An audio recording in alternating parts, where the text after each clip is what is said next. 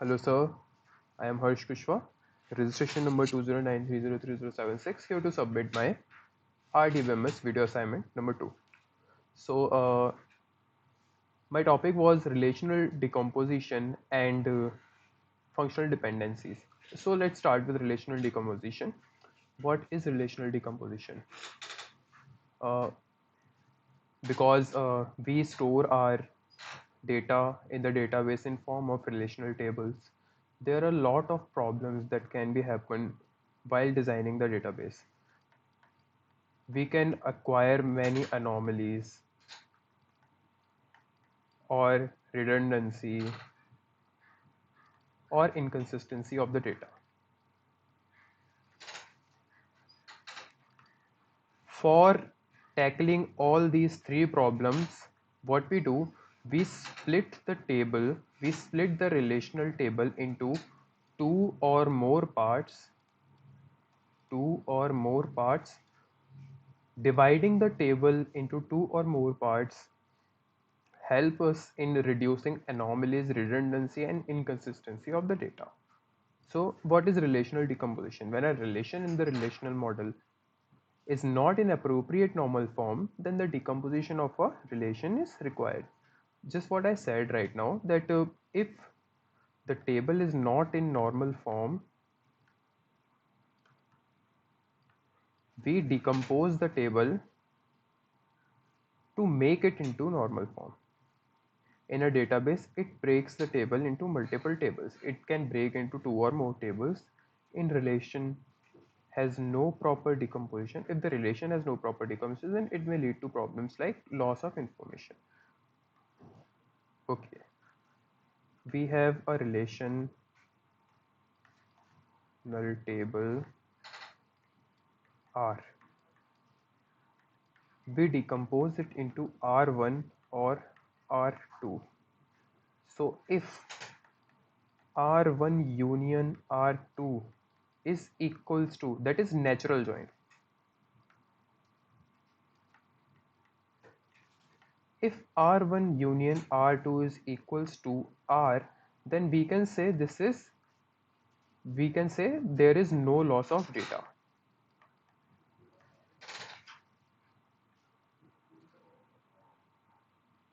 Decomposition is used to eliminate some of the problems of bad design like anomalies, inconsistency and redundancy. So there are two types of decomposition.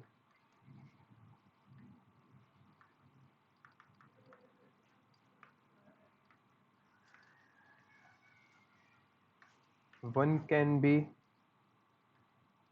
lossless decomposition and second be dependency preserving.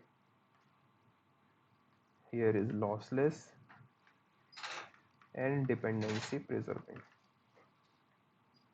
So what is lossless decomposition? Lossless decomposition is similar to what we have talked about here. If the information is not lost from the relation, that is decomposed. If the information is not lost from the relation, that is decomposed, then the decomposition will be lossless.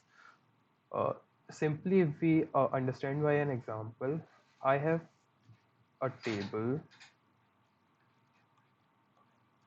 student name, course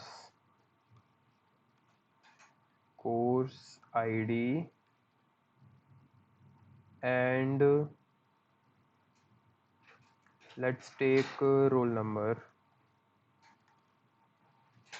I split this table into two tables, a course table and a student table. In the student table, we have student name, roll number. In the course table, we have course ID and course name. If we look at R1 and R2, if we naturally join these two tables, then we'll be getting our top table, that is no loss of data or lossless decomposition. A lossless decomposition guaranteed that the join of relation will result in same relation as it was decomposed. A relation is said to be lossless decomposition if a natural join of all decomposition is given the original relation. Okay. Next is dependency preserving. It is important constraint of the database. In the dependency preserving, at least one decomposed table satisfy every dependency. In a relation R is decomposed into relation R1 and R2. If a relation R is decomposed in R1 and R2, R1 or R2 must be derivable from the combination of functional dependencies of R1 and R2. So both R1 and R2 should be derivable from the combination of the functional dependency of R1 and R2. For example, if we take a relation R, A, B, C and D, the functional dependency A to B, C, that means B, C combinedly dependent on A, and R is decomposed into R1 A B C and R2 A D. Okay, which is dependency preserving because FDA is dependent on matlab BC is dependent on A, is a part of R1. Hence it is dependency preserving. So next topic is functional dependencies. So what are functional dependencies? Uh, it is similar to something that we talked about here, functional dependency. If any entity is dependent on another entity, then we call it functional dependencies. A functional dependency is a relationship that exists between two attributes. If any attribute is dependent on any other attributes for its existence or derivability, then it is said to be that this this attribute is dependent on this attribute. This is exists between the primary key and it typically exists between primary key and non-key attribute within the table. Okay. Here we say that y is dependent on x. The left side of functional dependency is known as a determinant. Here x is the determinant and y is the dependent. For example, assume that we have an employee table with attributes employee ID, employee name, employee address. Then here employee ID can be uniquely identify the employee name attribute of the employee table. We can say that employee name is dependent on employee ID because we know that employee ID can easily define employee name. If I search in the database with my registration number 209303076, then obviously the database will give my name cause my registration number or this employee ID is the primary key, that means unique and not null, and they can easily find my name. Hence we can easily find this name from this ID. So here I can say my name is dependent on my registration number, and here we can say employee name is dependent on employee ID.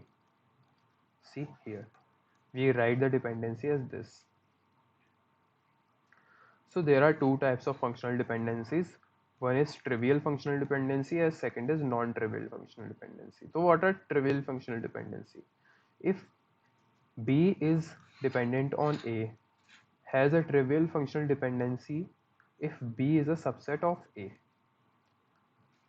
For example, uh, with two table employee ID and employee name, employee ID, employee name, employee ID is a trivial functional dependency as employee ID is a subset of employee ID and employee name.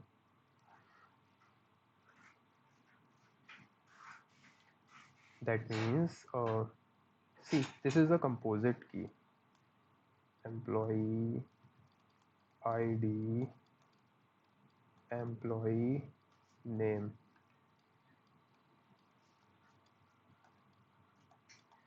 employee ID. This altogether is a set, and because employee ID is a subset of this set, Hence, this functional dependency is known as trivial functional dependency. And when there is no subset, then it is known as non-trivial functional dependency. There are two more types of functional dependencies. Number one, fully functional dependency, and second is partial functional dependency. So what is fully functional dependency? If we have a candidate key, let's take AB,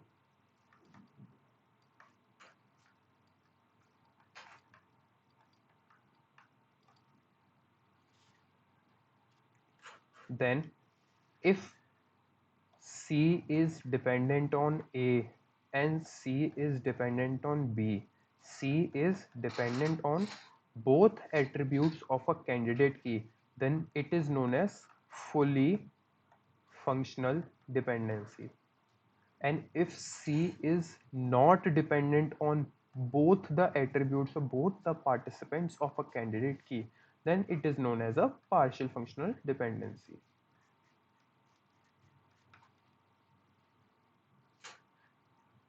So here are all the concepts. Thank you so much, sir, for your time. Again, this is Harsh Kushwa, registration number 209303076, submitting my RDBMS video assignment number 2. Thank you.